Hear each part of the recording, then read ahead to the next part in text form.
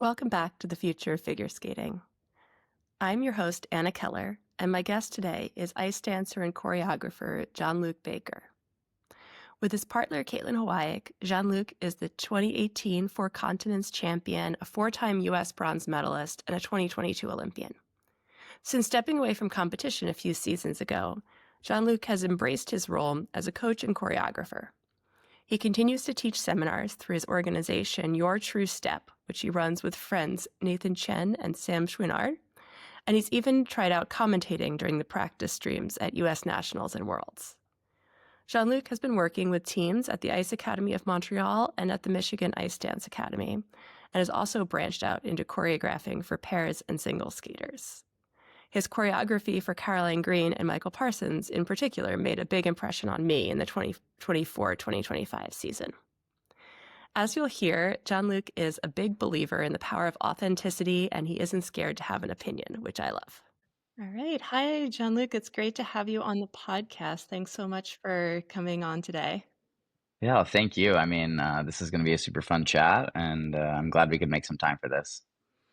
Awesome. So I just want to start off with, what is your life like these days? You're doing a bunch of different things, but just, what is the balance of the time you're spending with choreography or other projects? And just, tell us a little bit about, what's your life like these days? Very busy, for sure. Doing a lot of different things, doing a lot of coaching, a lot of choreography, working with YTS, like Your True Step, the company I made with Nathan, and just doing a lot of seminars here and there, in between traveling to many different places to do choreo while still working in Montreal with the dance teams, trying to find like a healthy balance of not just giving everybody my time, but also at the same time trying to help as many athletes and skaters as I possibly can. That's great. What's it like working in Montreal? How integrated are you with the coaching team at this point? I love working here. It's so nice just because it's still where I live. And this is like home base for me right now. I love working with all the dance teams. I mean, being able to like give what I can to the best of the best and working with like Chalk Bates, Lila Lewis, all of the teams that are here, Allison and Saul, pretty much everybody for the most part, other than Olivia and Tim, I can't work with, but everybody else I work with, and it's really cool just to be able to coach underneath like Patrice and Marie-France and Roman, just to see kind of like their coaching approach from not as like the athlete perspective, but as like another coach, and just being able to like put the skills that I know I bring to the table, like literally the best skaters in the world, and seeing if I can make an impact on their careers. So I think it's so much fun, and it's such a challenge. Like it's so different than coaching like a younger skater or a lower level skater that's in the ranks, like rising. Like when you're looking at like such fine details and just closeness on partnering and things like that. I think that it's so interesting. It's so interesting. Yeah, for sure. And I saw you were just in Boston doing your True Step workshop. So I wanted to ask you a little bit about how YTS came to be and what makes it different than maybe a typical skating seminar. Yeah, absolutely. I'm so glad you asked that. For YTS, it was like almost 4 years ago today. We were at the Champs Camp in 2021, essentially the Olympics Champs Camp, before the previous games. And as you like, many people know, I'm very close with Nathan Chen, and we've been roommates and friends since he was like 12. Like room together as much as we could. If he was like going to a world championships, he pretty much got his own room 100% of the time. But prior to that, we were just like very, very close. And at this champs camps, we were rooming together. And after we finished, we were just talking about like culmination of careers and how far we've come and everything, and wanting to be able to give back to the sport, and also like just reminiscing on like how without skating we wouldn't be such close friends, Mm. and like that's what brought us together. I'm from Seattle, he's from Salt Lake City, and just like how our lives have crossed so many different times, and like our friendship being built from that. And we were just saying like how cool it would be, because he knew he was pretty much going to retire or step away from competing Mhm. right after that Olympics, depending on how it went, obviously, but assuming everything went to plan. And he was like, "Oh, it'd be so cool just to like do a seminar here and there with you." And I was like, Yeah, I'm down. Like that'd be super fun. But then I was like, how do we make it into something like a little bit more of a cohesive rather than just like Nathan and Jean-Luc? Like we wanted to create more of a business that would allow us to give what we have in terms of knowledge and experience to all the younger athletes throughout. I mean, the states as of right now, but we'd love to take it worldwide. I mean, we're trying to find ways to make that happen as we speak. And we wanted to have access for those skaters to Sam Chouinard, who's one of our business partners that works with us. And I think that it's just so fun for us to be able to give back. And like, I Mhm. remember being a young athlete myself and being like, oh my gosh, like Meryl and Charlie are doing a seminar at Chesapeake. And I was like 18 or 19 skating with Kaitlin at the time. So it was like so cool to have them and just like have their insight. And I just like I know I'm an excellent skater and what I gave to the sport is great, but I know that Nathan was leaps and bounds in his own way different. And I think that giving access to younger generations, like that could be the reason them having an opportunity to work with him for a day. Not necessarily so much technique change, but just the inspiration that is Mhm. put behind it. And we have such a friendship built within skating ourselves, and the friends that you make throughout skating are lifelong from, I mean, to the point where I've lived so far and when I've talked to other people. And I think that we wanted to create a space that would allow younger athletes to meet new athletes. Like majority of the time, half of the attendees might be from the local club and the other half, if not more, are from outside clubs, and they have no idea who these people are with or who they are. And we just like to really create like a really inclusive, like supporting, friendly environment while challenging them both like emotionally, like intelligently, pushing them to learn new techniques, new ways to push their bodies, like to push like their beliefs as well, like of what they think they're capable of. So it's just like really fun to really just give back as much as we possibly can. That's great. I saw that you also had an adult group. Was that always part of the plan that you'd have that demographic included? Actually, yes, it was for us, and that's funny. As soon as I finished wrapping up that last part, I was like, "Oh, I didn't mention the adults yet." And adults, the adult skating community is just as important as the youth. I mean, if you love skating, come to YTS, and if you have any desire to like learn or push yourself or grow in any way, that's what we love. Like, I love, love, love working with adults. I think it's so fun because they really want to be there. Not that the kids don't, but I think that the adults like are taking their time, whether it's from work or they're spending their Friday night later at night and coming to skate for 2.5 hours to just like learn some things. And quite honestly, like my jokes land way better with the adults than they do with the kids anyway. So it works better. It works better for me. That's funny. Yeah, I've seen in other interviews and sort of how you've talked about the importance of finding authenticity and helping skaters to find their authentic selves. And so Hmm. I'm curious, really, what does authenticity in skating mean to you? I mean, I'm so glad you asked that because like it's such a strong build to why we built YTS as well, because it's your true step.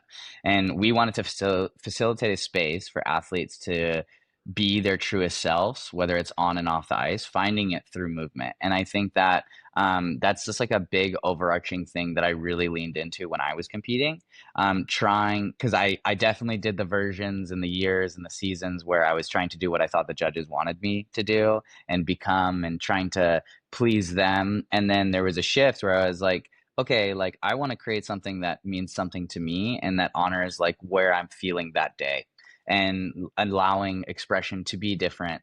I find that I'm very good at communicating, but not great at expressing my emotions. So skating was a really great vehicle for me to explore that.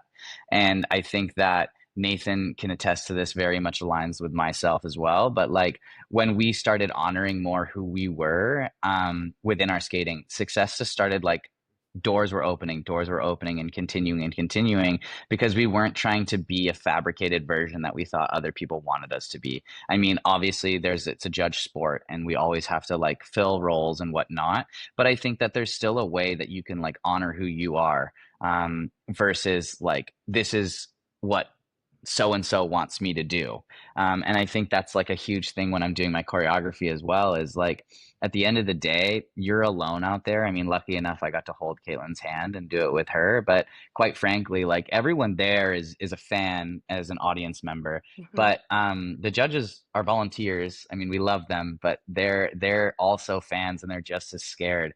So I think that like when you're producing something that means something to you, it's like it's the most beautiful thing. I mean, winning is amazing, but not as finishing those performances where you're like, okay, cool. Like I got lost for 4 minutes, and not like where am I lost, but I was just in it, and you can invite people into this world that you're creating. How do you help skaters that maybe haven't been, invited to express themselves in that way? Or, sometimes I think for younger kids, it can be, for some people, it comes naturally. And for other people, hmm figuring out, who they are and what they have to say on the ice might be challenging. Like, how do you sort of draw that out of people? A lot of humor, like a lot of quick bantering and things like that. But I think that honestly, I find I ask a lot of questions to my clients that I work with, and I make it more of like them searching and them exploring. I mean, whenever I work with teams or skaters, and I'm like, before they do a run through, I'm like, okay, you just go explore, see what happens. Like, I'm not like, okay, you need to do this hip. Like, you know what to do. Like, we'll discuss what needs to be fixed after a run through. And I think that even when it comes to choreography, and I've worked with skaters that are a little bit more resistant to the fact of like opening that up because they don't know. But that's what's so cool about like when you unlock not necessarily the knowing, but the judgment that comes from like thinking you want to be somebody versus like let's just see what my body does, like let's make the music with my body, or let's let the music move me. And then you start allowing yourself to be like, oh my gosh, like wow, that felt really good. Maybe it didn't look good, and there's many times where it's like something feels great and it looks terrible, but that's where we can start tailoring movements. And I did a lot of that work with Carolyn and Michael last year, Mhm. and I did a lot of that work with a lot of the teams that I work with now, and even single skaters or pair teams. Like it's kind of really creating a vehicle that allows them to have the freedom to express whatever they're experiencing in life. Yeah. In your career, did you ever have a program or even just, an element of a program that you were like, this feels really important to me and what I want to express, and that you had to fight for? Like, if a hmm judge or coach wanted you to do it differently? Yeah. Well, I mean, of course, I was like very down to explore new things, but I was also very trusting in my own abilities of like what I believed in. So I think that like majority of the free dances I did were very important to me. There was a couple in the mix where I was like, okay, like I don't really feel this, but I want to push myself because that's what I'm supposed to do. But Hmm. then there's evident free dances where I'm like, yo, I feel this, like this is what I want to produce, like this is the emotion. Rhythm dances I always found were a little bit harder Hmm. to explore that because it felt like I was already put in like a box of something to express. The last rhythm dance we did, like the U2 one, was the one that I really found like I was like, okay, now I got my groove, and like it's in our wheelhouse of like expression. For at least my for myself, it felt that way, and I think that in terms of like an element per se, like I mean, obviously, like you're gonna anticipate. I'm gonna say 1 foot section, but that's what I just love so much. Like I love seeing ice dance teams do like amazing 1 foot sections where it's just so equal in terms of not like the unison per se. Like I don't, I like the unison, but what I love is like when you feel like the energy and the vibe being like in the same realm Hmm. and allowing difference interpretation. Like Caitlin and I were on like the same wavelength, but we were feeling totally different things. And I loved that we could honor that within our Hmm. movements. And that's what shined through so much in our skating, was that we were so different. We are so different as people. Hmm. And but we also like could create this beautiful space together, which people would like want to jump on board and be like, wow, like we're so connected. Like why didn't that score better? It's like, I don't know, but like you love it and I love it, which is even more important to me. So like, let's just party and let's do that. Yeah, for sure. When I'm curious, I guess, clearly this choreography and even finding it for yourself was a big part of your journey. When did you first start doing choreography for yourself, and when did you start doing it for others? Well, to be honest with you, I think like if we're talking about just choreography as a generalized concept, I think probably at 4 years old. Like I used to make my parents every single night after I would eat my dinner so fast, just so then that way while they were eating, I would like put In Sync or Backstreet Boys or anything on like the CD player and just dance and like create little routines on the floor. And I think just like that creativity was like always in me. Like I have this energy and I can't sit still. Like even on this call, like I'm always like bouncing and moving, and that's just like the way I am as a human. Mm-hmm. And I think that like what's so interesting is like I never knew that that was something that I loved. I just knew that I loved expressing, and then more and more people were like jumping on board, and they're like, "Wow, like we love what you're creating and these things." And when I teamed up with Kaitlin, I mean, my previous partner, Joylin Yang, we explored this like fun ideas, and I was like 12, 13.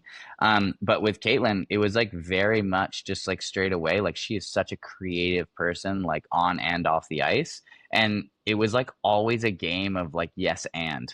Like that improv game. And that's what Marie France always said when she worked with us. She's like, yeah, it's like so fun because it's like, yeah, and like, and it's never like, but it's like Mm-hmm. always just like how can we like make this more, make this more, make this more, and like then we like throw all these like terrible ideas and then amazing ideas, and then you find the thing that is like, oh, that's right, and then it's Mm-hmm. right for a month, and then you see it and it develops, and you like you've outgrown that kind of move or that emotion, and then it becomes something else. And I think that again, like that just ties into like when I started doing more choreography like for other people. I think that it just goes to show like all of that work that Kaitlin and I kind of invested in just within ourselves and the belief that we had in ourselves. Like we always like, I think of every gala program we did, one of them was choreographed and every other one we did ourselves. Mm-hmm. And it was just like a freedom of expression, a freedom of like creativity. It was like our place where we could be like, there is no rules, no restrictions. Let's just like go ham and see what happens. And we learned so much in those because we're like, oh, that part reads or that part doesn't read. And she herself to this day, like Caitlin's an amazing choreographer too. It's so cool to watch her choreograph it in Montreal with some of the other dance teams. Like she works a lot with the junior teams and some of the younger senior teams. And it's just so cool to see her like in her element too. Like now providing like this vehicle for younger skaters to like explore new versions of themselves. Yeah. Was there a program, in your journey as a choreographer that was particularly, I guess, challenging for you, or that you feel like you particularly learned a lot from? I mean, yeah, 100%. Like, there's been many, like, every time I do one, I'm like, well, yeah, that was challenging, but like, I learned that the lesson here, like, figure out what the lesson was with it. And sometimes, like, I've been very prepared going to do work with somebody with like material, music, everything's organized, and I get there and it's just like not the vibe. And there's been times where I don't go prepared, and then we spend 2 or 3 days like playing with movements because like we're trying to find it, change the music, scrap the program, and then restart and build something in 2 or 3 days. Because it's so much about like it's not my program, it's theirs, and they're the ones that have to believe in the movements. And if I'm watching a skater, that's everybody. I mean, at the elite level, like they can skate for the most part, but it's like those programs where you're like, whoa. Or like you get pulled in and like they have you for 4 minutes. And whether it's like entertaining or dramatic or like any kind of emotion, they have your attention. And like the only way to get that is like by so much self-belief as the skater. So like I've learned so many different things. I mean, even with like Trent and Leah, Olivia and I did their short program Hmm. last year, and like we played around with a couple different ideas, and it was amazing and it was so much fun. But even just like working on the differences of like intricacies of hold for a dance team versus a pair team, and like yes, we want speed as a dance team, but like pairs like need speed, where a dance team like we can go like we want to push, but like I don't want it to be crossovers the whole time, like I need to hide it and blend it and create flow, Hmm. where pair skaters will just hammer out and do like 3 cross cuts in a row, but it's beautiful and it's so musical and it's like it can be done. So I think like learning that shift, and even I've done some singles programs and the same thing, like I've done singles programs. It's so fun for me because I'm like, well, I have so much creative freedom. Like I don't have to worry about like tracking or things like that. But then I Hmm. get carried away with like too much freedom on certain things. So I think that it's like it's such a fun learning curve and such a good challenge for me because it's so similar in like my comfort zone, but so different than what I've ever had to do. Yeah, I was really impressed with the work that you did for Leah and Trent last year because I think when we first saw the program, we're like, oh, this is pushing them. This is like, this is going to be, a challenge for them. And then by the end of the season, it really seemed like they had, grown into it, and it was a very cool thing. What was it like for you to be working with Olivia? Oh, I mean, like I love working with her. I mean, obviously we're together and we have a great, I mean, we built a relationship off of our friendship and we've known each other since like 2012 or something like that. And I think that I was asked after Montreal Worlds if I could do Trent Lee's short program. And I was like playing around, I like couldn't figure out these musics. And like she is phenomenal when it comes to like like concept and music cuts and edits and stuff. And we were like going to lunch and I was getting stressed. And we were just like in the car and we sat down at lunch and she's like, "Hey, can I borrow your AirPods? Like, do you mind if I just like listen to it real quick?" And she had made an edit, sent it off, got it cut by the time we finished lunch. And this wasn't like a 5 hour lunch. Like this was her like having conversations with me, had one AirPod in, and then making edits, and then like got it. And I was like, whoa, like how did you envision that? And it's just like the way she's wired, like the amount of time and effort I've seen her put in her own craft, like for her career with Tim, like the amount of time I've heard like the Dune soundtrack and things like from last year and whatnot. I think like there was so many little different iterations, but that's what like makes it. And after that experience with her, I was just like, would you want to do this project with me? I would love for you to be a part of it. I think it'd be so cool for us to choreograph together. And I would love to just bounce ideas off. And then she has such a commanding presence on the ice herself. And Leah has such a bubbly personality off the ice and a commanding presence on the ice. But I wanted her to get like that female presence that Hmm. Olivia like really omits within her skating. And I just asked if she would join me with it. And I loved every second of it. And we did their free program together again this year for Trent and Leah, Olivia and I did. So it's like really cool just to kind of explore what choreography likes with my life partner while trying to do the thing I love for other skaters. That's really cool. Yeah. Yeah. Tell me a little bit more about your work with the MIDA teams and Caroline and Michael in particular. Uh, what about them?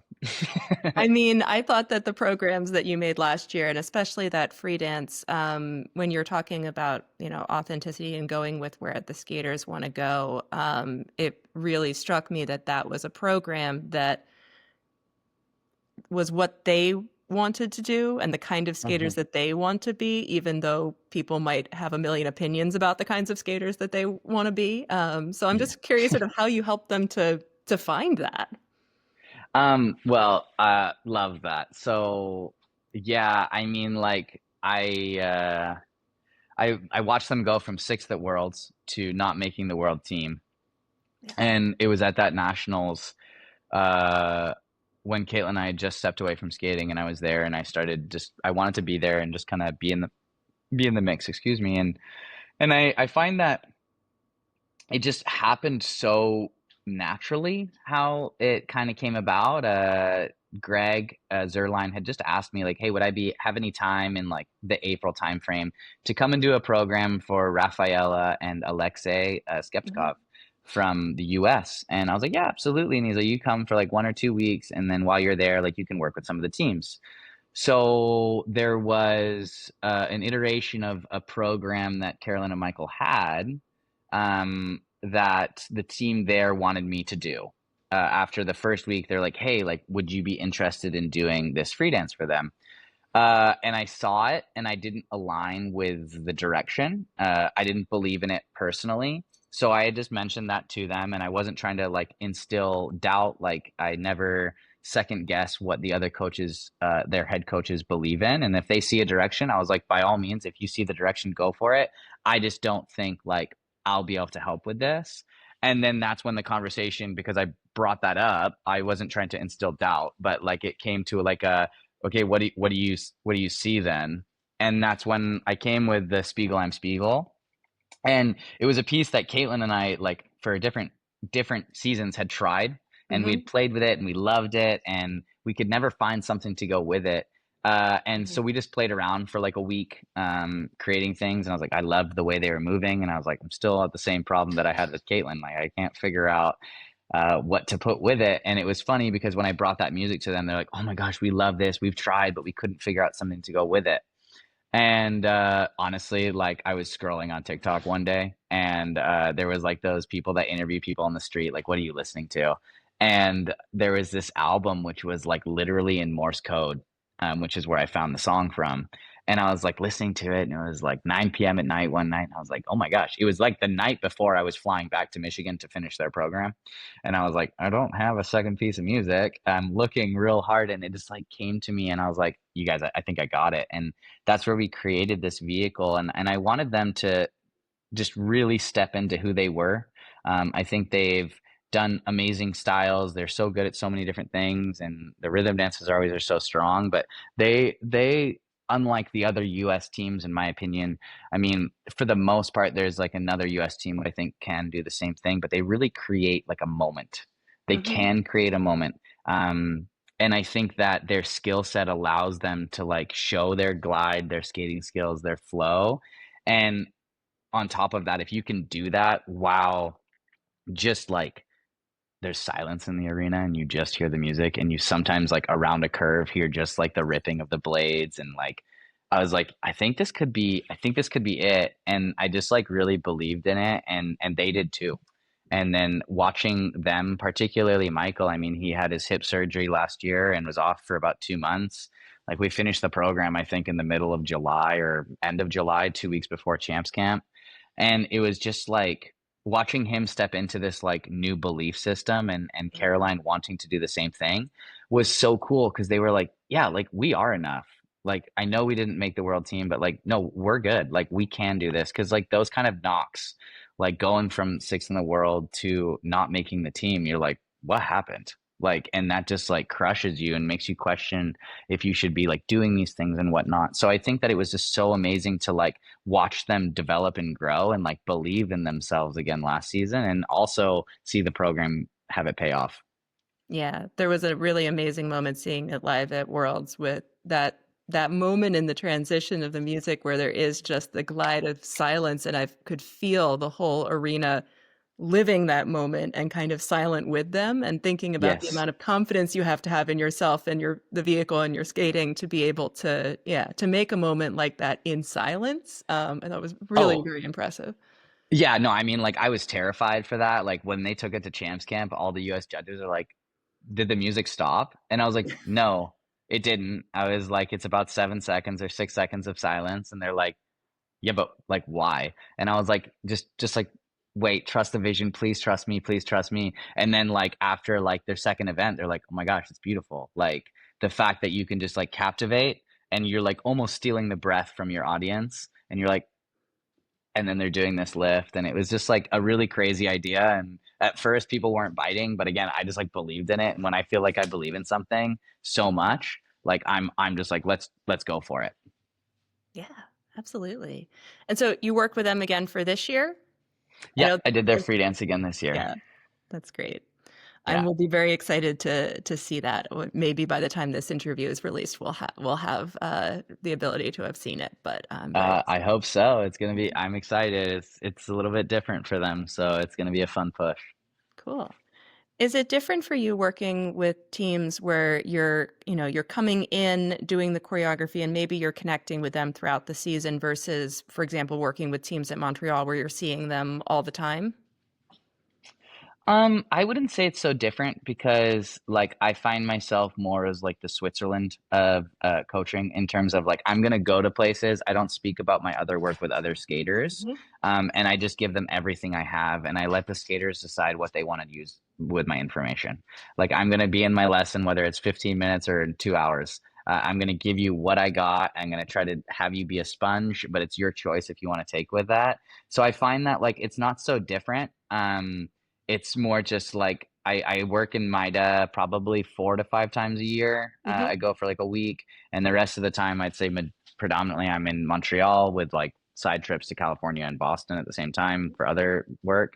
But I find that no, I don't think it's much different. Hmm. Like the quality, the caliber and everything, it's more just the desire to like what the skater wants to put into it and get from the lesson. So Hmm. I don't find much of a difference. When you're reflecting at this point about your competitive career, what advice would you have for other skaters who might be, going through that process of figuring out when is it time to continue, when is it time to step away? Mm. I mean, it's so hard because like you can convince yourself that it's the right time to stop, and you can convince yourself it's the right time to keep going.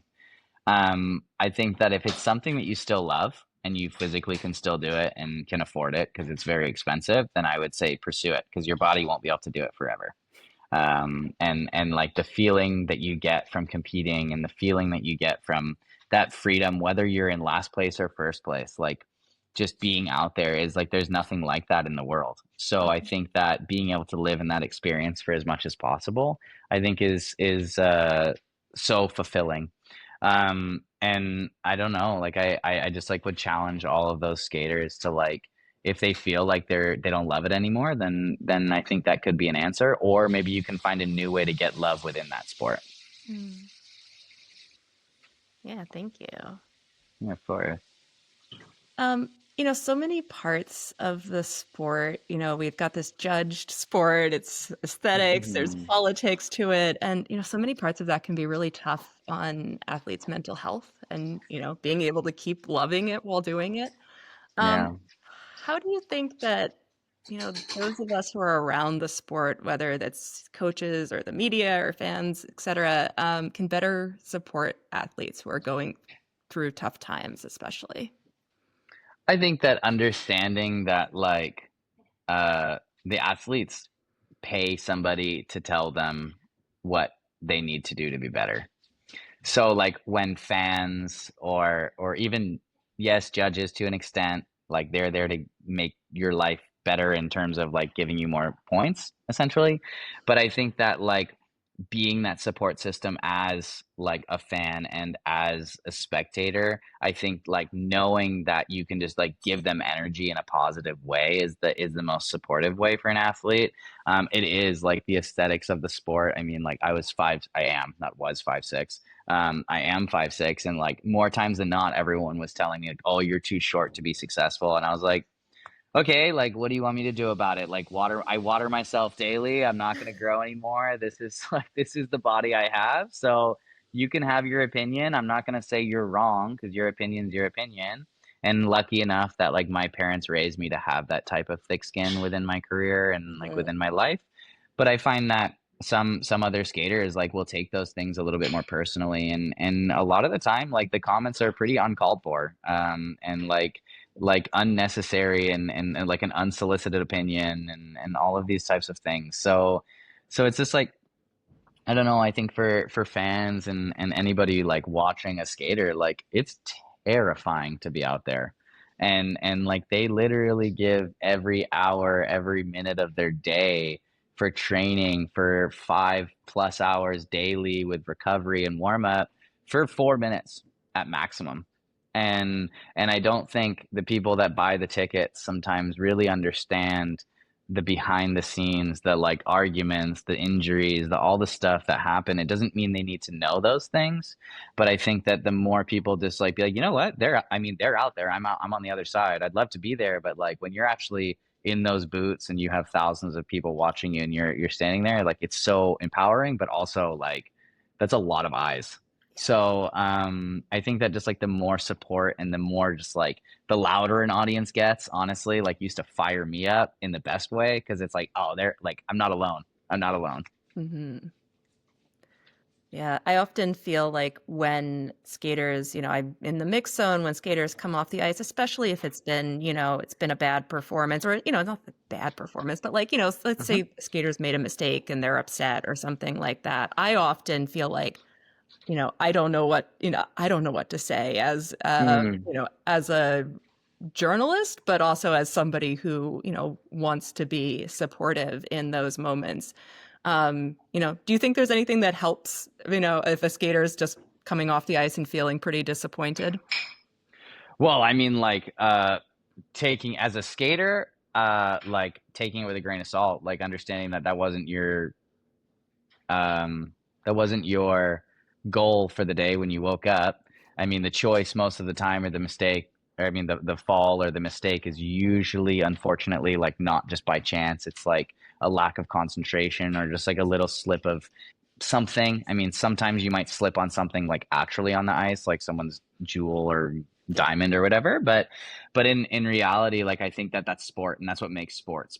So like understanding that the majority of these athletes are media trained, and like I think that just being in a place where like as an athlete you can be like, okay, like that sucked, and it's okay to be upset about it. I think that a lot of the time, like as skaters, we're very afraid to show our emotion Mm. after we skate, just for the judgment of like it's a very proper sport and it's very like high elegance, and I do appreciate that, but I do think that there's some like, man, I'm like pissed right now, like I'm upset with that, but majority of the times you're gonna get a, today didn't really go how we've been training, and that's like your generic answer, and sometimes you see it refreshing, like Amber Glenn or somebody might be like, yo, that I hated that, like that did not go how I wanted to, and I think that that's what makes her even more personable, and the more authentic an athlete can be. I mean, obviously within a grain of salt, like it is still a professional environment, but I think it's just you go through it. You got to go through it. Yeah, and I always feel privileged to be able to help the audience connect a little bit more to to the skaters as people, and sometimes you see that in those hard moments. I had Hmm. to after um, the pairs short program at World, so many teams that were so prepared had unfortunate mistakes just under that pressure, and after that I realized that I was giving so much emotional energy because I was so like trying to reflect Yes. back people's emotions that I had to step away and be like, I need to like give myself a little bit of a boundary here because Yes. I was feeling it so much. And then, but then just there are also moments where, things go great for someone and you get, feel very privileged to be able to see some of those moments backstage as Hmm. well. So, Hmm. Yeah, absolutely. I mean, I can only agree with you. Like those boundaries are really important. when we are talking about the direction of ice dance right now. There's a lot of opinions, obviously, and the sport has been changing quite a bit over the last few years. And we also hear, maybe after this next Olympics or in the future, there might be even more rule changes. Because what direction would you like to see ice dance go? If you were, in a position to be, shaping that. Yeah, I mean, like I'd like it to stay ice dance personally, and like ice dance being like dance frame and like actual like ballroom styles, in some extent. I mean, when was the last time we saw like a tango free, like a real tango free, or like a waltz free dance? Like that just won't get rewarded as well. I know last year the Finnish team did do a tango free, and that obviously was a great vehicle for them. But I think that like people are very afraid to go in that direction because of the skill set it's required to do it. So I think that like what I'd love to see is just like more emphasis on dance frame, like a little bit more, like less on key points. Like in our footwork sequences now in a free dance, you don't even need to show a certain amount of dance frames like we used to.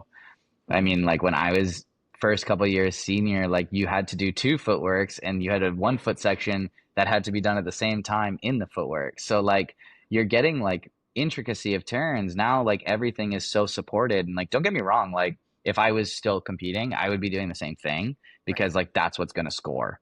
Yeah. But it's just like for me going a little bit too much like pairs, like, and that's just my opinion, in a way that there's a lot of tricks, we're lacking the dance frame. So at what point, I mean, we're starting to add jumps before our twizzles and like full rev jumps, like we're not far away, and I'm just afraid that if this is the direction that it continues, like I mean 12 years down the line or even less, like they might be like, well, what is ice dance bringing that pairs isn't?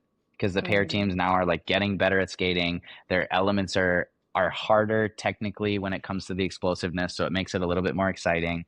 I mean, I love ice dance, don't get me wrong, and I would love for it to stay current, but I think that putting the emphasis more on like those compulsory dance styles at Mm-hmm. least. I know that they try within the rhythm dance this year, like you're starting with the walkarounds from the Golden Waltz and you finish the PST with the Tango Romantica helicopter. But like even then, I'm seeing so many different iterations of like the creativity of that. Like it's so hard to compare. And that's what made compulsory dances so easy, and even original dances, is it was a very direct comparison. Like compulsory is like, okay, well, yeah, this team just like, I mean, they're doing it better. Period. Not like a, well, I really like that team's energy and their twizzles, and I like this team's energy and twizzles, but why was it 12 points difference overall?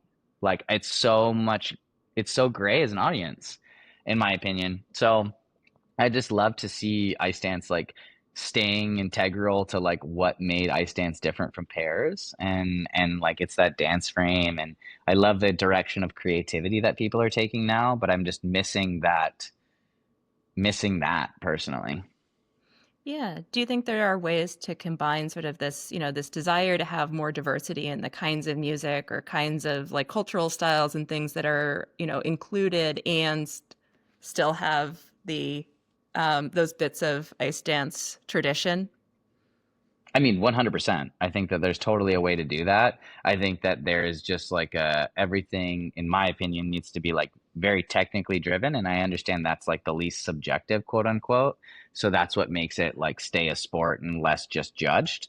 But I'm sure there is a way. Like I'd honestly love to see like world standings get dropped completely, have a Mm. reset of everything. And I'd love to see, instead of your world standings be the reason you skate last in an event every time, or the reason you're in that top 10 in a rhythm dance. I'd love like the day before a compulsory dance like battle royale or something, and you have five Mm. minutes and you have like five teams and you have to do two patterns of like the rumba, you know what I mean? And it's like an F1 qualifying lap, and you only have 5 minutes for five teams. You have to do two patterns, either consecutive or not. And I was telling this to Patrice the other day, and he was like, that's crazy.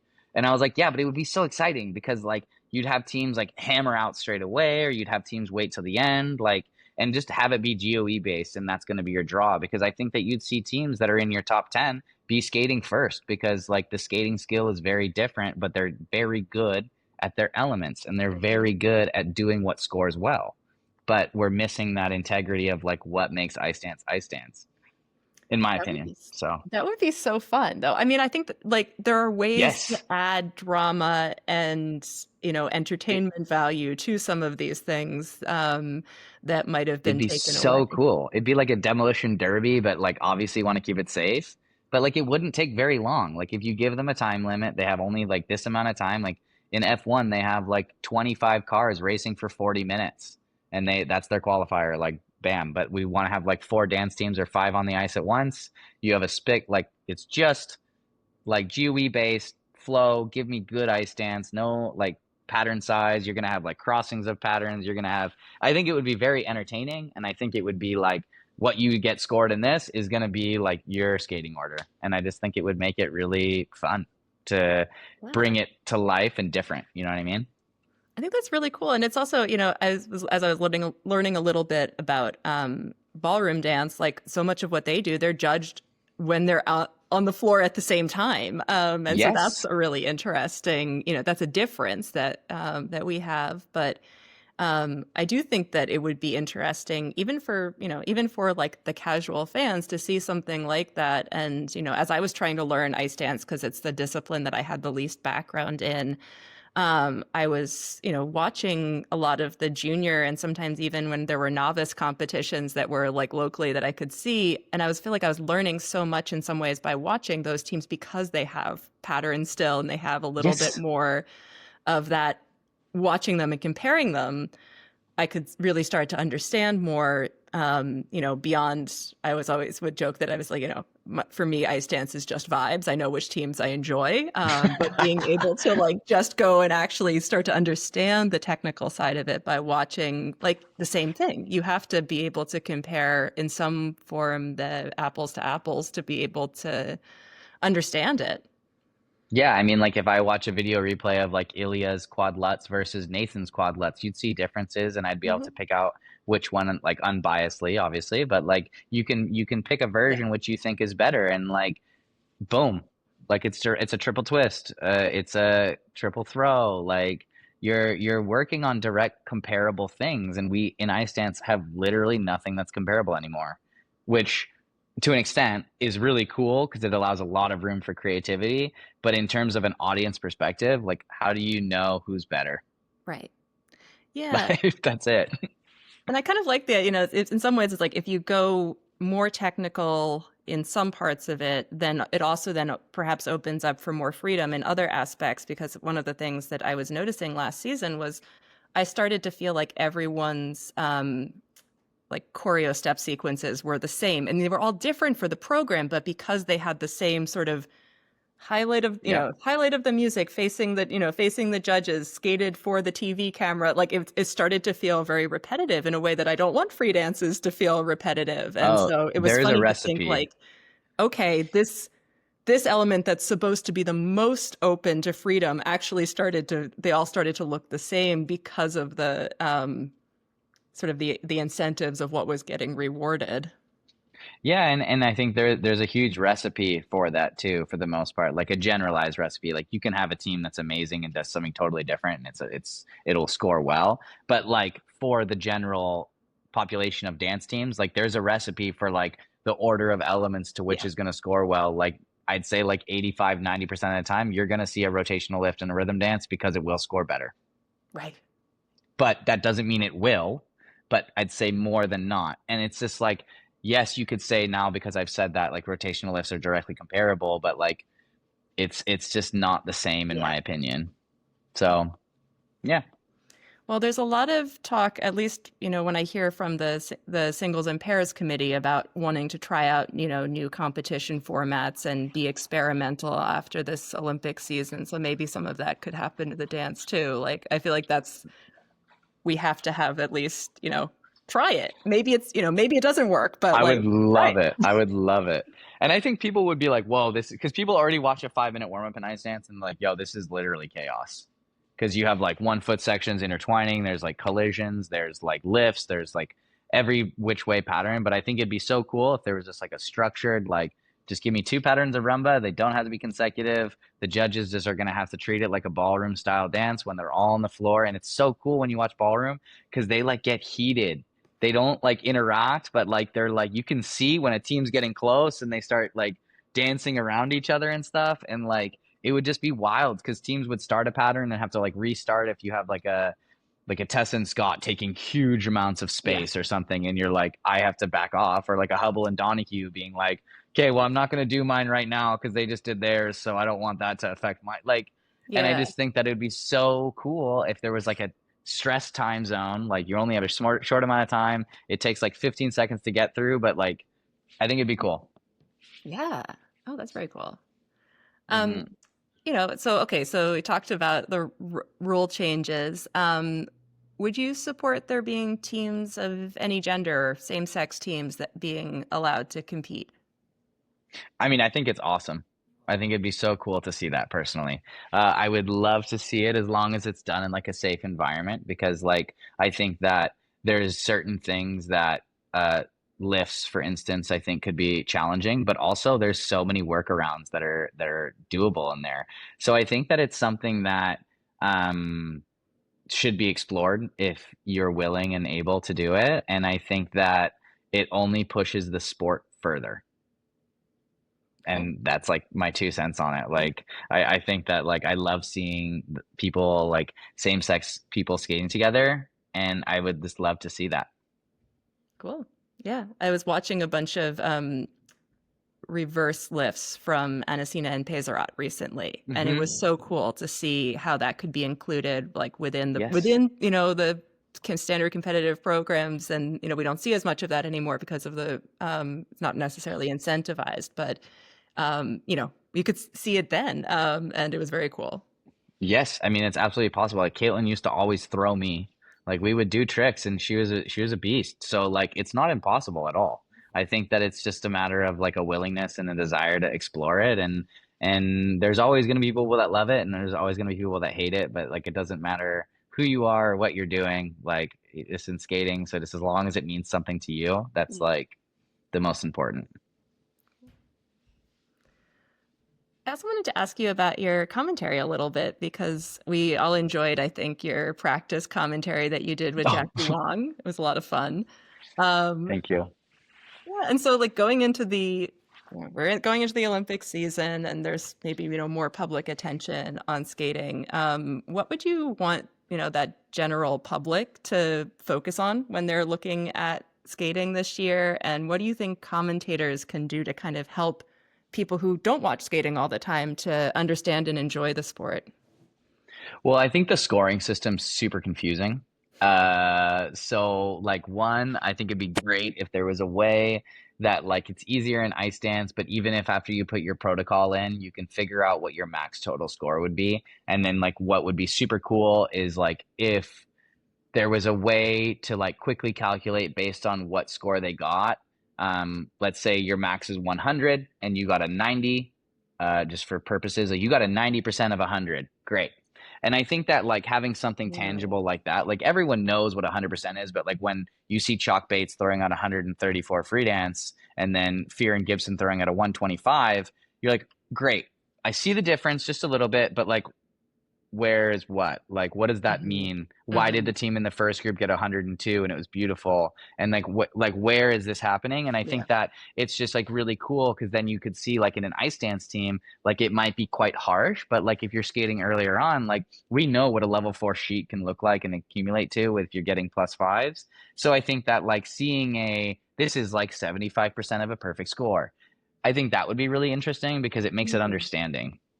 I also like something that I do and value within myself when I do my commentary. I know it's not competition commentary, it's practice ice, but like I really value the fact that I'm quite honest about the skaters. And I'm like, yo, this is going to be a tough week if they keep skating like that. Or like, this is a weak element for this team. And if they don't fix it, they could lose the event or they could lose something based on this. Hmm. And I don't mind saying that because I'll say it to their face too. Like, yo, you got to fix that. Otherwise it's going to be a problem. And that's fine. Like, I'll still sleep great tonight, but like you won't if that's the reason they beat you. And I think that I just wish there was like I appreciate genuine niceness within people, but like I don't appreciate like it being like everyone's amazing. Yeah. Because I don't think it makes sense. Because like then as an audience member, I'm like, okay, the last seven skaters, unless they genuinely were like, oh my god, like another hands down like throw down. Like how did like Cal Mira just do this, and now Ilya's throwing down, and now Shoma's throwing down. Like unless it's just like absolutely insane, Hmm. like I find that the majority of the time it's not like, yeah, like this skater's like quite slow and that's the reason they're doing this, and like their jumps are quite under rotated, but at the same time like they have beautiful lines, and like I love this, like there's a way you can like communicate with your audience or with a skater or even when you're coaching to like not make it sound like they're bad, not give them a backhanded compliment, but give them feedback that actually is turned into like something that can make Yeah. them better. And I just like I find that like with commentary when I listen to it, like they do a great job of what they do, and I can imagine it's very different for competition on air, and that's something I have never explored yet. But I just wish there was a little bit more transparency on like what is good and what isn't when you most of the time they're previous skaters, so they know when it's like, that was kind of janky. Like that's not they did not want that one today. So Yeah. yeah. Well, and there's a difference between, being mean or being harsh or being, Yes. personal about it versus being honest. And also people will have different opinions. And I think that's also kind of what makes it interesting. Sometimes, I think about, times watching skating where, there were two commentators and they kind of disagreed with each other a little bit. And I thought that, sometimes that was so interesting. And, to Yeah. have that realization that, like, yes, you want the commentators to be telling you that, helping guide you to understand what is and isn't good, but also, people will have different opinions. And that, Yes. that's also kind of validating for the audience to understand that part of it A- as well. And I love that too. Like I love it when the one commentator might be like, "Wow, I love that," and someone's like, "I actually was quite bored." That's just my Yeah. personal opinion. And that's so fine because again, opinions are valid regardless if they're right or wrong. It doesn't matter if it's your opinion, it is valid 100%. And I think that it's just so cool to like see those kind of disputes, but they're very rare. It's more of like a let's not say anything wrong, so let's say minimal amount of things and then you're watching and you're like I loved it and then you're only gonna like gas up a really good skate and a bad skate. It's like, oh, okay. Like I just wish there was like more like because it's not exciting to listen to that, in my opinion. Like the reason you like listening to people have conflicting opinions is because it's exciting. Like, oh, are they gonna fight? Like, give me a 5 minute like rumba pattern warm up. Like, give me something that's like dramatic. Yeah. Give me like something to be like, oh, he's like really harsh. Give me a Simon Cowell. Like, people want that. Yeah, I mean, that's the thing. We would listen back to the commentary that I grew up with, which was, Dick Budden and Peggy Fleming. And I always appreciated that it was there would be strong opinions there. And sometimes I disagree with their opinions, but Yes. but it was always more interesting to have that kind of, Yes. that you want commentators who have a point of view, even as they're trying to explain things, Mm-hmm. objectively as well. So, 100%. 100%. so I always like to wrap up the interviews with an intentionally very broad question. But Mm-hmm. what do you hope for from the future of figure skating? Oh my gosh. Um, I think like what I hope for is like even more inclusivity.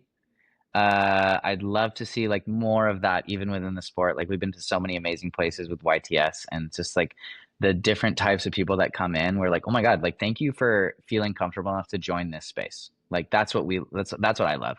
I'd love to see like just more of that inclusivity and I'd love to see just like more love and friendships and like less Mhm. judgment. Let the judges do their job. Let them do what they need to do and like I love seeing like yes, I know we just talked about wanting drama and all this stuff, but like I love seeing like new friends. I love seeing old friends. I love seeing people that are like so intense on the ice. Like love him, I'm gonna say it, but like a Zach Laga, so intense on the ice, and you're like, who is he gonna punch? But he's not. Like he just loves what he does so much, and he's one of the nicest guys. Like if you talk with him, and it's like you can get off the ice. And he's like, man, how was it? Like you're in the locker room and people don't see this. They're like, Yeah. why does he look so mad? Like, is he okay? But yes, he's totally fine. He's so serious and he loves what he does so much. Yeah. And I'll say, I've said this to him before and I've competed against him. So anybody that hates on it, it's all good. We're tight. We're good. But like, that's what makes him him. And I love that he honors that. And I think that more people that just like honor their truest self, like not trying to like pitch a your true step here, but like literally, like the more you can just be comfortable being who you are and people are going to hate it and people are going to love it and you'll still sleep tonight and you can't control people's opinions. So I think that the more we just create this inclusive environment for you to like, you like the color green and you like the color blue, but I see the color red for both of them because I'm colorblind. Doesn't really matter, but it's like the same concept. Yeah. Like we can all have opinions and it's okay to have them, but some things that don't need to be shared, but just like create that loving environment for people to be like safe to be who they want to be. Yeah. So that's what I'd like to see in the future of skating. And like a lot of knee bend and ankle bend, like personally, but like, well, that's like very like, let's just do like good biomechanics, but like a broader spectrum. That's what I'd like. That's great. Thank you so much, Jean-Luc. This has been a really fun conversation. Thank you. I really appreciate it. And thanks for being open to like doing a little flip flop of times for this. So thank you. And great questions. Like this was a lot of fun. Thanks again to Jean-Luc. You can find the transcript and links to the things we talked about in the show notes and description. You can learn more about Your True Step on Instagram at Your True Step and follow Jean-Luc at Jean-Luc Baker. You can reach me with comments or suggestions for topics or people I should talk to by email at fsfuturepodcast@gmail.com or Instagram at futurefspodcast. If you appreciate the podcast, you can also support my work with a tip jar at futureoffigureskating.pinecast.co. Remember to subscribe to The Future of Figure Skating on YouTube and wherever you listen to podcasts and share it with your friends.